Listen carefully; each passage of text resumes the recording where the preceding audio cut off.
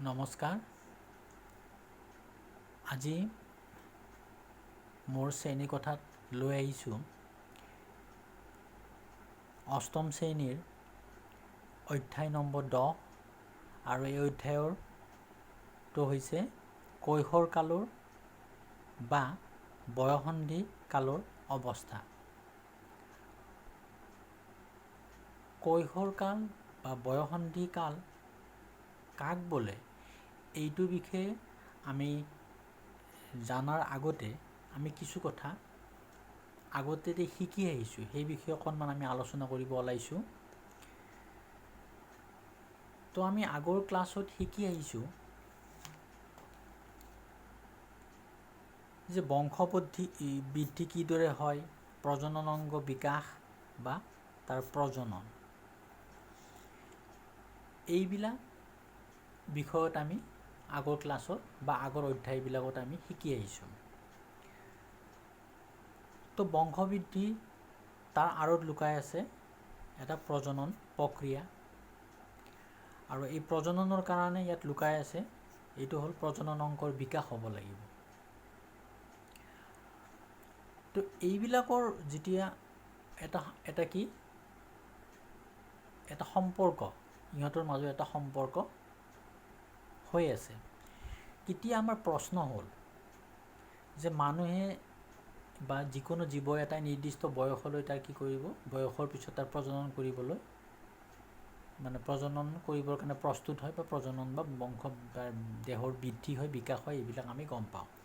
কিন্তু এই প্ৰজননৰ কথা যে কৈছোঁ আমি, কেতিয়া হয় বা এই কোন সময়ত হয়, আমাৰ প্ৰশ্ন হ'ল এইটো কোন সময়ত হয়। আৰু এই কোন সময়ৰ এইখিনি কথা, এই সময়টো বিচাৰি যাওঁতে আমি এইটো কালৰ কথা আমি ইয়াতে আলোচনা কৰিম। বুজি পাইছা? আমি আলোচনা কৰিব লাগিব এইটো কালৰ কথা, কৈশোৰ কাল বা তাৰ বয়সন্ধি কালৰ বিষয়ে আমি জানিব লাগিব। আমি সাধাৰণতে দেখা পাওঁ, আমাৰ ধৰক বহুতৰে নিজৰ ল'ৰা ছোৱালী আছে, ভাইটি ভণ্টি আছে, যে এই নিজৰ ঘৰৰ পৰাই যদি এইটো বিষয়ত আমি অলপ অভিজ্ঞতা লওঁ, নিজৰ যিটো বয়স, এটা নিৰ্দিষ্ট বয়সৰ ল'ৰা ছোৱালী, ধৰক 7, 8, 9, 10 এই বয়সৰ ল'ৰা ছোৱালীবিলাকত যেতিয়া আমি ইহঁতৰ এটা পৰ্যবেক্ষণ কৰোঁ, যে দেখা পাওঁ যে হঠাৎ কেতিয়াবা ইহঁতৰ ল'ৰা ছোৱালীবিলাক কি হৈ যায়, খুব ওখ হৈ যায়। কেতিয়াবা কিছুমানৰ মুখত হঠাৎ কি হৈ যায়, কিছুমান দাঢ়ি গজিবলৈ আৰম্ভ কৰে। কেতিয়াবা কিছুমান ল'ৰা ছোৱালীৰ কি হয়, তাৰ কণ্ঠস্তৰবিলাক সলনি হয়। তো এইবিলাক যে পৰিৱৰ্তনবিলাক, তাৰমানে কিছু পৰিৱৰ্তন আমি শাৰীৰিক পৰিৱৰ্তনে দেখা পাওঁ। তো এই পৰিৱৰ্তনবিলাক যে হয়, এই পৰিৱৰ্তনবিলাকৰ এটা যিটো অগ্ৰসৰ হয় এই পৰিৱৰ্তনৰ ফালে, আৰু এই পৰিৱৰ্তনবিলাক আমি কি হৈছোঁ, আমি প্ৰত্যেকজন মানুহে কি কৰিব পাৰোঁ, এইটো আমি আচলতে অতিক্ৰম কৰি আহিছোঁ। তো এই পৰিৱৰ্তনবিলাকৰ বিষয়ে যেতিয়া আমি ক'ব যাম, তেতিয়াই আচলতে কাৰ কথা আহিব, এই যি বয়সন্ধি কাল বা কৈশোৰ কালৰ কথা উপস্থাপন কৰিব লাগিব। তো আমি জানো বৃদ্ধি এটা হ'ল প্ৰাকৃতিক অৱস্থা, আৰু যেতিয়াই এই শাৰীৰিক পৰিৱৰ্তনবিলাক আৰম্ভ হয়, তেতিয়াই কি হয়, আমাৰ মোটামুটি 10-11 বছৰৰ পৰা আৰম্ভ কৰি 18-19 বছৰ পৰ্যন্ত কি হৈ থাকে, শৰীৰৰ এটা অনবৰতে এটা কি থাকে, পৰিৱৰ্তন চলি থাকে।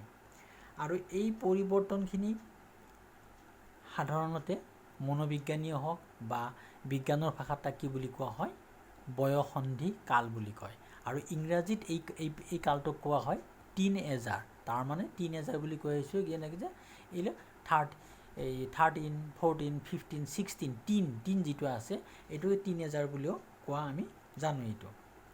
তো এই বয়সন্ধিকালত কি হয়, এটা নিজৰ ল'ৰা ছোৱালীয়ে হওক বা ভাইটি ভণ্টিয়ে হওক, সিহঁতৰ কি হয়, এটা খুব দোধৰ মোধৰ অৱস্থাত পৰে।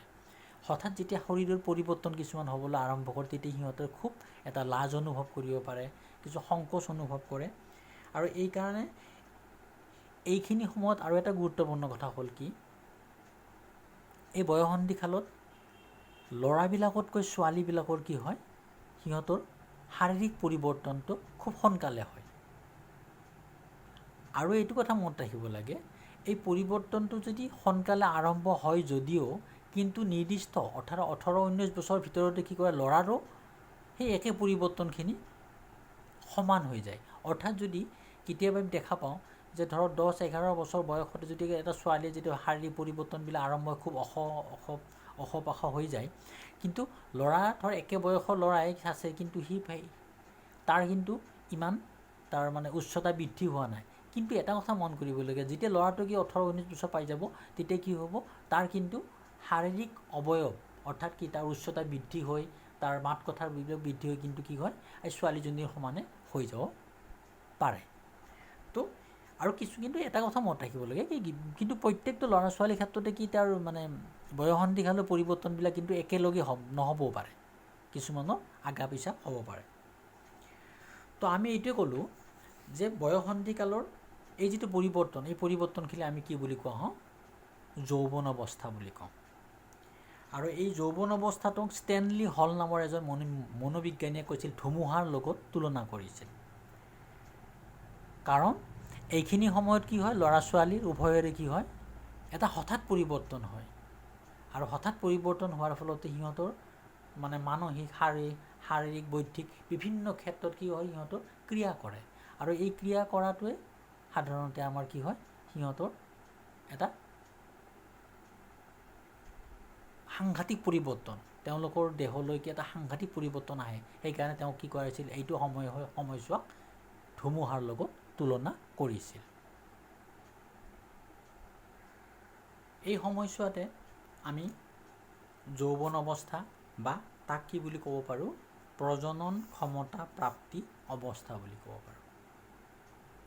বুজি পাইছা? এতিয়া আহিল যে এই প্ৰজনন ক্ষমতা প্ৰাপ্তি বা অৱস্থা যিটো হ'ল, এই অৱস্থা বা এই সময়ছোৱাত আচলতে তো আমি ল'ৰা ছোৱালীবিলাকৰনো কেনেকুৱা ধৰণৰ পৰিৱৰ্তন হয়, সেইটো বিষয়ে আমি ইয়াতে আজি আলোচনা কৰিম। প্ৰথম কাৰণ হ'ল ল'ৰা ছোৱালীবিলাকৰ উচ্চতা বৃদ্ধি। তো উচ্চতা বৃদ্ধি মানে এই সময়ছোৱাত ল'ৰা ছোৱালীবিলাকৰ কি হয়, সিহঁতৰ বিশেষকৈ হাড়বোৰ, তো হাড়, হাত, ভৰি, তো এইবিলাকৰ কি হয়, সিহঁতৰ হাড়বিলাক কি হয়, অতি দ্ৰুতগতিত বৃদ্ধি হয়। আৰু বৃদ্ধি হোৱাৰ ফলত সিহঁতৰ শাৰীৰিক অৱস্থাটো কি হয়, খুব তাড়াতাড়ি উচ্চতাটো বৃদ্ধি হয়। কিন্তু এটা কথা হয়, মই আগতেও কৈছোঁ এইটো, যে কেতিয়াও যদি ছোৱালীবিলাক ল'ৰাবিলাকতকৈ কি হয়, সিহঁতৰ শাৰীৰিক অৱস্থাটো যদি আগবাঢ়ে যদিও কি হৈ যায়, 18 বা 19 বছৰ বয়সত কি হৈ যায়, কিন্তু তাৰ যিটো উচ্চতাৰ পৰিৱৰ্তন হৈছিল, এইটো কিন্তু সমান হৈ যায় বা সমান হোৱা দেখা যায়।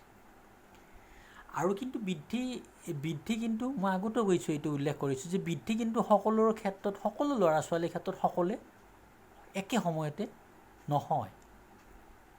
কিছুমানৰ এই বৃদ্ধিৰ ক্ষেত্ৰত কিছুমান আগবাঢ়ে আৰু কিছুমান কি হয়, খুব পিছ পৰি ৰয়।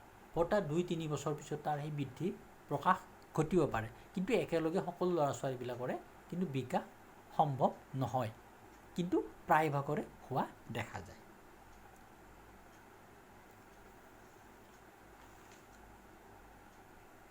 তো এই বৃদ্ধিৰ লগে লগে কি হয়, প্ৰত্যেকটো মানে মানুহৰ বা প্ৰত্যেকটো জীৱৰে কি হয়, তাৰ যিটো অংগ প্ৰত্যংগ, অৰ্থাৎ কি তাৰ ভিতৰৰ যিটো অন্তভাগৰ যিবিলাক অংগ প্ৰত্যংগ আছে, এই অংগ প্ৰত্যংগবিলাকো কি হয়, খুব ভালভাৱে এটা কি হৈ যায়, তাৰ বিকাশ হয় বা উন্নত মানদণ্ড বা প্ৰত্যেকটো অংগই কি হয়, প্ৰাপ্ত হৈ উঠে। এইটো আৰু সেইকাৰণে কি হয়, এই পৰিৱৰ্তনবিলাক সাধাৰণতে কি কৰে, এটা জিনৰ ওপৰতো নিৰ্ভৰ কৰে। আমি যেনে আগতে পাই আহিছিলোঁ যে মেণ্ডেল, গ্ৰেগৰ জোহান মেণ্ডেলে কৈছিল যে তাৰ যদি মাক বাপেকৰ ভিতৰত কোনোবা এজন যদি অস হয়, তেতিয়াহ'লে ল'ৰা ছোৱালীবিলাকক অস হোৱা দেখা যায়।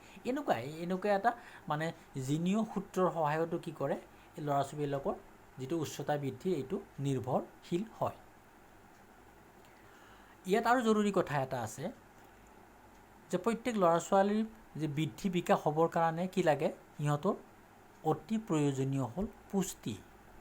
এইখিনি সময়ত যদি খুব পুষ্টিকাৰক খাদ্যবিলাকৰ যোগান ধৰা হয় বা খাদ্যবিলাক গ্ৰহণ কৰে, তেতিয়াহ'লে ল'ৰা ছোৱালীবিলাক কি কৰিব, অতি সোনকালে সিহঁতৰ বৃদ্ধি বিকাশো হোৱা দেখা যায়। তাৰপিছত আহিছে 2 নম্বৰ, শাৰীৰিক আকৃতিৰ পৰিৱৰ্তন। শাৰীৰিক আকৃতিৰ পৰিৱৰ্তন মানে এইটোৱেই বুজাব বিচাৰিছোঁ যে কি, ল'ৰা ছোৱালীৰ কি হয়, যেতিয়া এই পৰিৱৰ্তন হয় তো ল'ৰাবিলাকৰ কি বুকবিলাক খুব বহল হ'ব আৰম্ভ কৰে, কাণ ওখ হৈ যায়, আৰু এই ছোৱালীবিলাকৰ কি হৈ যায়, কোমৰৰ তলৰ অংশটো কি হয়, সিহঁতৰ খুব বাঢ়ি যায়, এইটো কি ডাঙৰ হ'বলৈ আৰম্ভ কৰে। আৰু এইটো মানে মন কৰিবলগীয়া কথা হয় যে সাধাৰণতে কি হয়, যে ল'ৰাবিলাকতকৈ ছোৱালীবিলাকৰ কি হয়, তাৰ মাংসহাল, তাৰমানে মঙহালটো কি হয়, তাৰ বেছি বাঢ়ি যায়। তো এনেকুৱা ধৰণৰ পৰিৱৰ্তন আমাৰ সাধাৰণতে দেখা পোৱা যায়। তাৰপিছৰ পৰিৱৰ্তনটো হ'ল যিটো কণ্ঠস্বৰ, স্বৰৰ পৰিৱৰ্তন হয়। স্বৰৰ এইটো কি হয়, পৰিৱৰ্তন। স্বৰৰ পৰিৱৰ্তন মানে এইটো যদি আমি সাধাৰণতে প্ৰত্যেকটো ঘৰৰ ল'ৰা ছোৱালীবিলাকৰ ক্ষেত্ৰত আমি বিশেষকৈ এই পৰিৱৰ্তনটো দেখা যায় ল'ৰাবিলাকৰ ক্ষেত্ৰত। ছোৱালীৰো হয়, কিন্তু বেছিকৈ ইয়াৰ গুৰুত্বপূৰ্ণ মানে ইয়াৰ মানে দৃষ্টিগোচৰ হয়, খুব ভালভাৱে দৃষ্টিগোচৰ হয় ল'ৰাবিলাকৰ ক্ষেত্ৰত। ল'ৰাবিলাক ধৰা হ'ল যেতিয়া আপোনাৰ ক্লাছ 8, 9 এনেকুৱা বয়সত উপনীত হয়, ঠিক সেই সময়ত কি হয়, ল'ৰা ছোৱালীবিলাকৰ কণ্ঠস্তৰটো খুব মাতি যায়, ভঙা হৈ যায়, এটা খুব ফাটি যোৱাৰ নাকে এটা ধৰণৰ এটা মানে এনেকুৱা কণ্ঠস্তৰ হৈ যায়। আৰু এই কণ্ঠস্তৰ মানে যিটো পৰিৱৰ্তন হয়, এই পৰিৱৰ্তনটোৱে হৈছে কি, এটা বয়সন্ধিকালত প্ৰৱেশ কৰাৰ এটা মানে লক্ষণ। আৰু এই যিটো বাকযন্ত্ৰ, এই বাকযন্ত্ৰটো আচলতে কিয় মাতটো এনেকুৱা হয়, এইটো কাৰণটো হ'ল তো তাৰ শিশুকালৰ যিটো তাৰ কণ্ঠস্থ যিটো বাকযন্ত্ৰ আছিল, সেই বাকযন্ত্ৰটো কিন্তু বয়সন্ধিকালত সেই বাকযন্ত্ৰটো কি হয়, আস্তে আস্তে কি হৈ যায়, এইটো সি ডাঙৰ হৈ যায়। আৰু ডাঙৰ হৈ যোৱাৰ কাৰণে তাৰ কি হয়, তাৰ মাতৰো কি হয়, খুব ডাঙৰ হ'বলৈ আৰম্ভ কৰে। আৰু ডাঙৰ হ'ব মানে তাৰ কি হয়, তাৰ যিটো শিশুকালৰ যিটো মাতো, শিশুসুলভ যিটো মাত আছিল, সেই মাতটো কি হৈ যায়, অকণমান ডাঙৰ হৈ যায়। অৰ্থাৎ কি, আগতে যদি আমি এটা সৰু এটা যদি পাইপ লৈ তাৰ যদি আমি এটা হুইচেল বজাই দিওঁ আৰু এটা ডাঙৰ চুঙা লৈ কিনে বজাই, তাৰ মাতৰ কি পাৰ্থক্য হ'বনে নাই? তাৰমানে এইটোৱে হৈছে কি, তাৰ মাতবিলাকৰ অলপ পৰিৱৰ্তন হয়। আৰু এই কণ্ঠস্তৰটো ডাঙৰ হোৱাৰ কাৰণটোৱে হৈছে কি, গলৰ যিটো অংশ এটা বাহিৰলৈ ওলাই আহে। বুজি পাইছেনে? তো কি হৈছে, এটা বাহিৰৰ অংশ এটা বাহিৰলৈ এটা কি হয়, তাৰ কণ্ঠস্তৰ এটা বাকযন্ত্ৰটো বাহিৰলৈ ওলাই আহে, মানে বাহিৰলৈ ওলাই আহিছে মানে কি, সি ডাঙৰ হৈছে। এইটো হ'ল এটা তাৰ পৰিৱৰ্তন।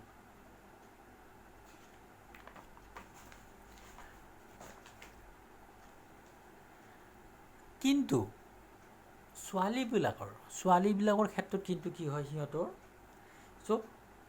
বাকযন্ত্ৰটো তাৰ খুব সৰুৱে থাকে আৰু বাহিৰলৈ ওলাই নাহে। আৰু সেইকাৰণে কি হয়, ছোৱালীবিলাকৰ কি হয়, ল'ৰাবিলাকতকৈ মাতটো হয় কি, অলপ শুৱলা হয়।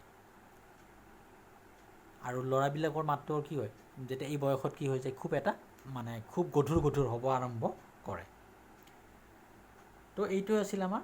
আৰু এই যিটো মানে আমাৰ বাকযন্ত্ৰৰ যিটো বাঢ়ি অহা অংশ, এই বাঢ়ি অহা অংশটোক কি বুলি কোৱা হয়, এডামছ এপল বুলি কয় এইটো। তাৰমানে আমাৰ যিটো গলৰ যিটো অংশ আছে, এই যিটো গলৰ অংশ থাকিব, এই অংশটো কি হৈ যায়,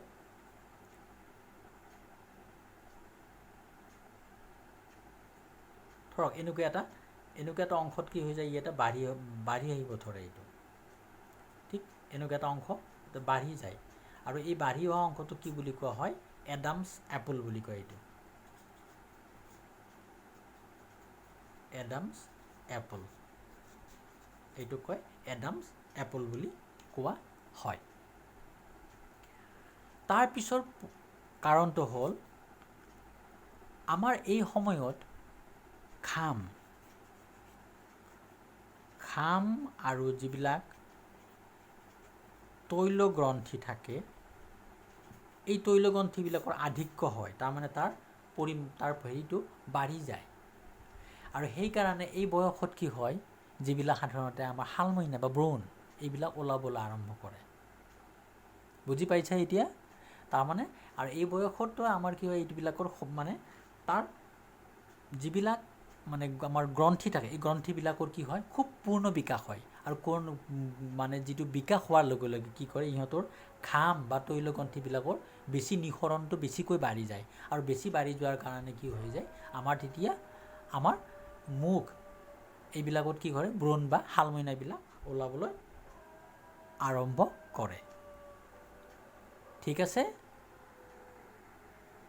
ইয়াৰ পাছৰ এটা গুৰুত্বপূৰ্ণ কাৰণ হৈছে কি, যৌনাংগৰ বিকাশ, যিটো মানে এই যৌনাংগৰ বিকাশৰ সম্পৰ্কে আমি কি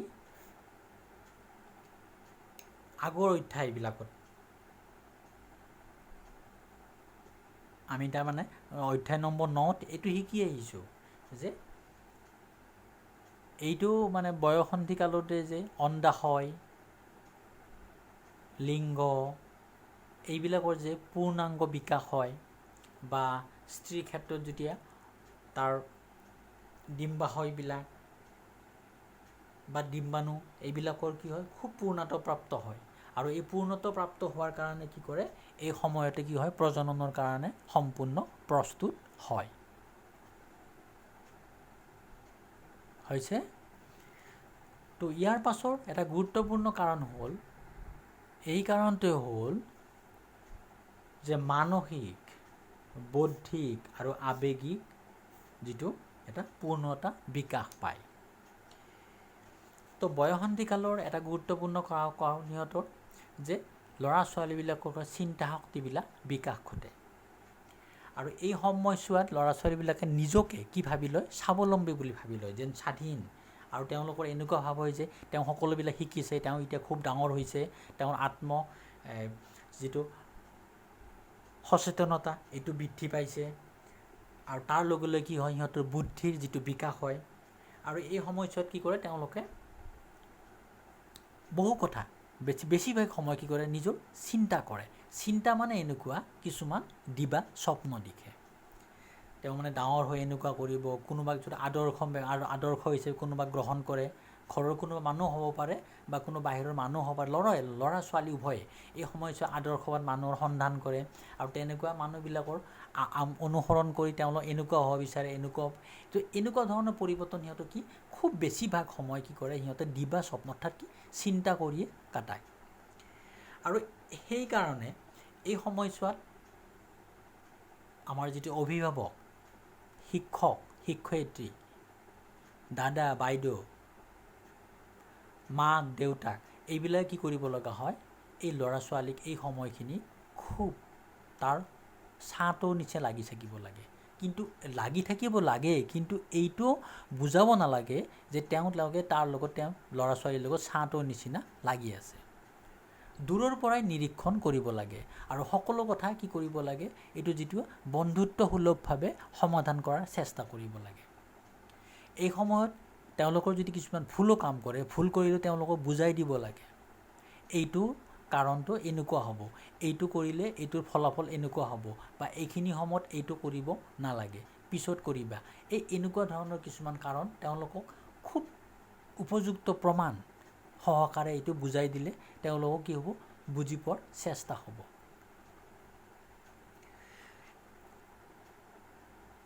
এইখিনি সময়ত আৱেগ খুব আবেগে কি কৰে, এইটো খুব মনত স্থান লাভ কৰে। আৰু এই সময়তে কি কৰে, তেওঁলোকৰ ধুনীয়া ধুনীয়া বস্তুৰ প্ৰতি কি হয়, আগ্ৰহান্বিত হয়, তেওঁলোকক খুব মনোযোগ আকৰ্ষণ কৰিব লগা হয়, মানে আগবাঢ়ি যায়, মনে এইটো বিচাৰে। ল'ৰাই ছোৱালীক, ছোৱালীয়ে ল'ৰাক, সিহঁতৰ আকৰ্ষণটো বাঢ়ি যায়। তো সেইকাৰণে এই সময়ছোৱাত আকৌ এটা গুৰুত্বপূৰ্ণ কথা হৈছে, এই সময়ছোৱাত কেনেকুৱা হয়, নজনা বস্তু জানিবৰ ইচ্ছা যায়, স্পৰ্শ নকৰা বস্তু স্পৰ্শ কৰিব ইচ্ছা যায়, নোখোৱা বস্তু খাবলৈ ইচ্ছা যায়। তো এনেকুৱা ধৰণৰ কি হয়, তেওঁলোক অভিজ্ঞতাবিলাক তেওঁলোকে জানিব বিচাৰে। সেইকাৰণে কোৱা হৈছে যে আমাৰ অভিভাৱক, শিক্ষক শিক্ষয়িত্ৰী আদিবোৰে মানে খুব গুৰুত্বপূৰ্ণ মানে দায়িত্ব হ'ল কি, তেওঁলোকক যাতে এই বেয়া কাম, যিটো বেয়াই হওক, তাৰ পৰা যাতে আঁতৰাই ৰাখিব পাৰি, তাৰ কাৰণে খুব চেষ্টা কৰিব লাগে। আৰু কিছুমান পৰিৱৰ্তনত তেওঁলোকে যদি সংকোচ বোধ কৰে, এইটো বুজাই দিব লাগে যে এইটো অকল তুমিয়ে নহয়, আমিও এনেকুৱা কাল অতিক্ৰম কৰি আহিছোঁ, এনেকুৱা ধৰণৰ কথাবিলাক তেওঁলোকক সাহস দিব লাগে। আৰু এই পৰিৱৰ্তনবিলাক ক'ব লাগে যে এই পৰিৱৰ্তনবিলাক অকল তোমাৰ হোৱা নাই, তুমি চোৱা, তোমাৰ বন্ধু বান্ধৱীবিলাকৰ হৈছে, তোমাৰ দেউতাও এনেকুৱা হৈ আহিছে, ময়ো এনেকুৱা এটা পৰিৱৰ্তন লৈ আমি পাৰ হৈ আহিছোঁ। আৰু এই পৰিৱৰ্তনবিলাক অকল এটা কি প্ৰকৃতিৰ পৰিৱৰ্তন, এইটো কোনোবা মেডিচিন খাওঁতে যে হৈছে এনেকুৱা নহয়, এইটো হৈছে এটা কি, এটা প্ৰাকৃতিক পৰিঘটনা। আৰু এই পৰিঘটনাটো সকলোৱে কি কৰিব লাগিব, অতিক্ৰম কৰি আহিব লাগিব। ঠিক এনেকুৱা ধৰণৰ তেওঁলোকক কথা বতৰা কি কৰিব লাগিব, আমি আশ্বস্ত কৰিব লাগিব। ঠিক আছে, আজিলৈ ইয়াতে সামৰিছোঁ।